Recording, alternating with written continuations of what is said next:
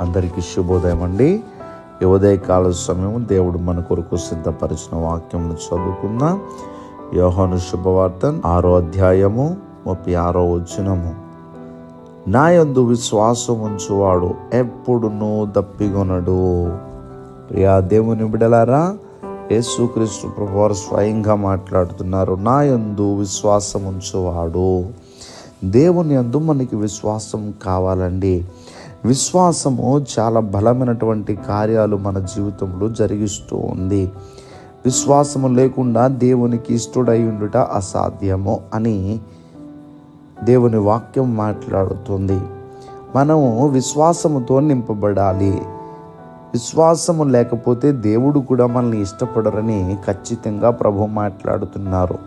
ఆ విశ్వాసము ద్వారా మన జీవితంలో ఎన్నో బలమైనటువంటి కార్యాలు మనం పొందుకోవచ్చు.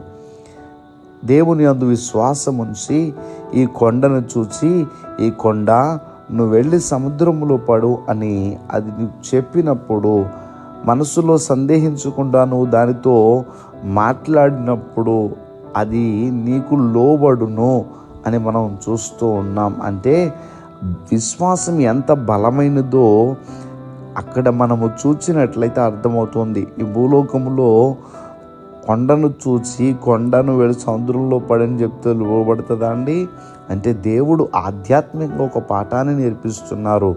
విశ్వాసము కొండ కంటే కూడా బలమైనది అని అర్థము. అనగా విశ్వాసము నీకు కొండలాంటి శ్రమ, కొండలాంటి సమస్య, కొండలాంటి ఇబ్బంది, కొండలాంటి బలహీనత నీలో ఉండొచ్చు, నీకుండొచ్చు నీ బ్రతుకులో.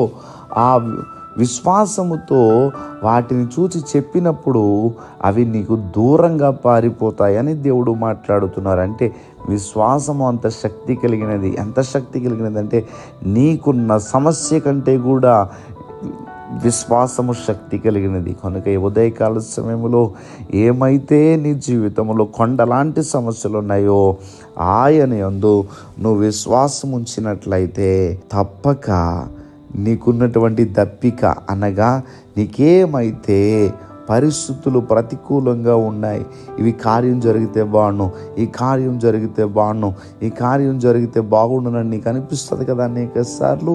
ఆ కార్యాలన్నీ కూడా దేవుని యందు విశ్వాసం ఉంచడం ద్వారా జరుగుతాయి. కనుక మీ జీవితాలలో ఆయన చిత్తము నెరవేర్చునుగాక. దయచేసి ప్రార్థన చేసుకుందాం. సర్వాధికారి అయిన దేవా, మీకు వందనములు. ఈ రోజు నీ బిడ్డల వారి పనులు ప్రారంభిస్తూ ఉంటుండగా నీ బిడ్డల పనులకు తోడుగా ఉండి వారి అవసరాలన్నీ కూడా తీర్చి ఈ రోజు నీ బిడ్డల చేయి పట్టుకుని మీరు నడిపించమని యేసుక్రీస్తు వారికి నామం పేరట అడిగి వేడుకుంటూ ఉన్నాం మా పరమ తండ్రి. ఆమేన్.